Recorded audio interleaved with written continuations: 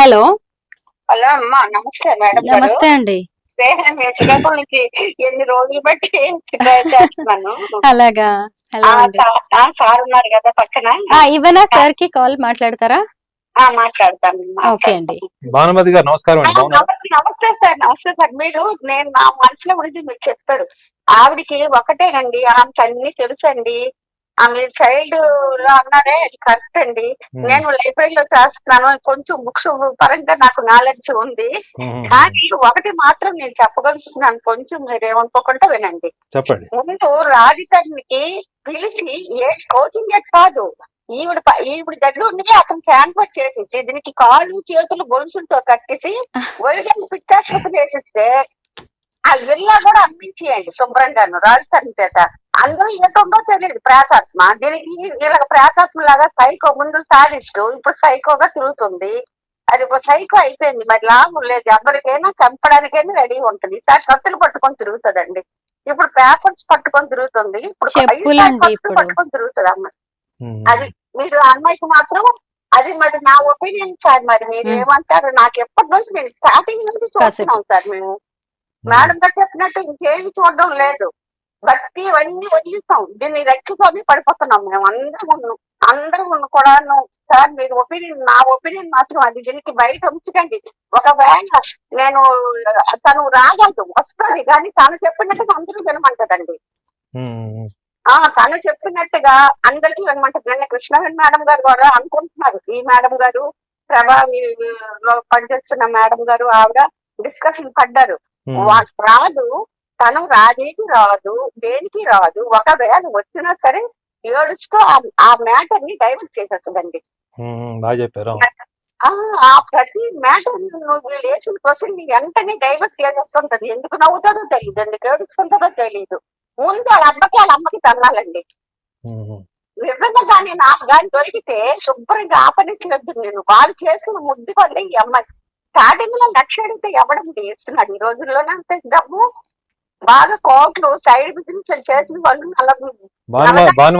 భానుమతి గారు ఇంత జరిగింది కదా, చెప్పండి సార్. నిజంగా ఆ పిల్లకి తల్లిదండ్రులకి ఆ పాప మీద నియంత్రణ ఉంటే ఈ పాటికి ఇంత న్యూసెన్స్ అయ్యేదా? అసలు అమ్మాయికి స్టార్టింగ్ చనిపోతారండి. అల్లగడి చాలతో అధ్యాయం, కానీ దుక్కడి చాలతో నిద్యాలు అంటే డబ్బలాడండి. ఒక ఆడపిల్లకి పేరెంట్స్ చేర్చేయాలండి, కొంత కంట్రోల్లో ఉంటారండి. ఆనాడు కాదు, ఈనాడు కాదు, ఏ నాడు జనరేషన్ ఆడపిల్లేనండి.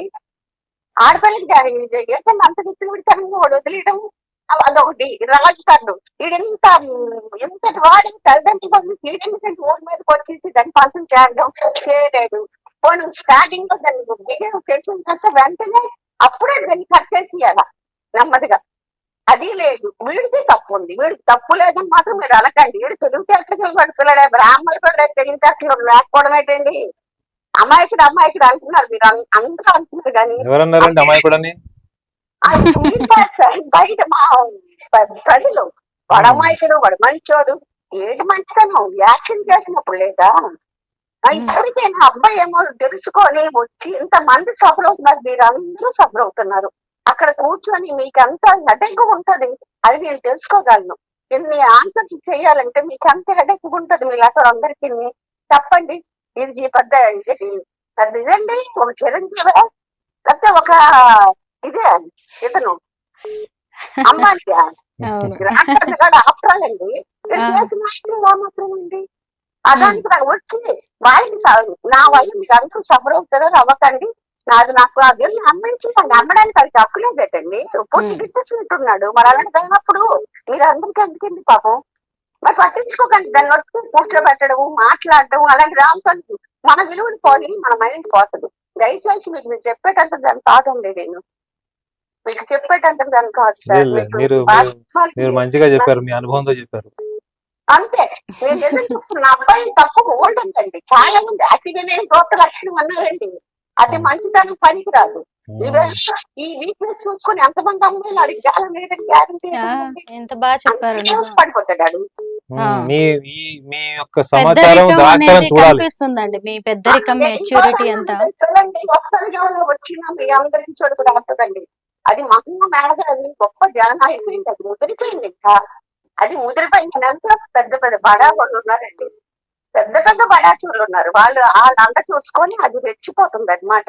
దానికి ఒకటే ముందు శుభ్ర కాళ్ళు చేతులు, ఈ పరుగులు, ఈ తిరుగులు మానేసి ఊరి మీద ఆడది ఎప్పటింటే మీకు తెలుసు. ఊరి మీద తిరిగిన ఆడద ఎక్కడైనా చరిత్రలో బాగుపడ్డదా? చరిత్రలో బాగుపడ్డదా? అది ఒక నూనె మీరే చెప్తారు, అతిగా ఆవేశపడే ఆడవాళ్ళు బాగుపడలేదు.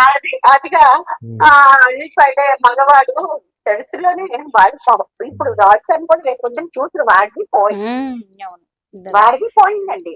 ఆ సంకలం తీసుకున్నాడు కాదండి. భానుమతి గారు యాంకర్ మీతో మాట్లాడతారు. భానుమతి గారు, మీరు రెండు వైపులా ఒక పెద్ద మనిషిగా బాగా చెప్పారండి. మీరు ఖచ్చితంగా కామెంట్స్ పెడుతున్నారా? నిజమేనండి. అంటే ఎవరిని మనం వెనకేసుకు రావాల్సింది లేదు. ఇప్పుడు మనమైనా ఎందుకు రెస్పాండ్ అవుతున్నాం అంటే వ్యవహారం బయటకు వచ్చింది కాబట్టే తప్ప, లేకపోతే శ్రీకాకుళం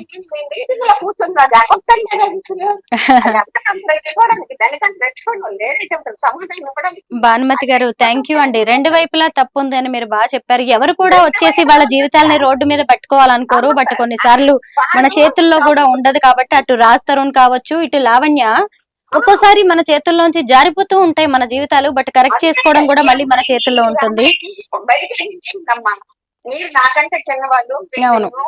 అంటే ప్రపంచానికి నేను లైబ్రరీలో చేస్తున్నాను. అవునండి. జ్ఞానం తెలియదమ్మా. పుస్తకాలు. అవునండి. అందుకే చాలా బాగా మీ మెచ్యూరిటీ, మీ పెద్దరికం అంతా కనిపించింది మీ మాటల్లో. బట్ వాళ్ళ జీవితాలను సరిదిద్దుకునే అవకాశం వాళ్ళ చేతుల్లోనే ఉంది. చెప్పండి,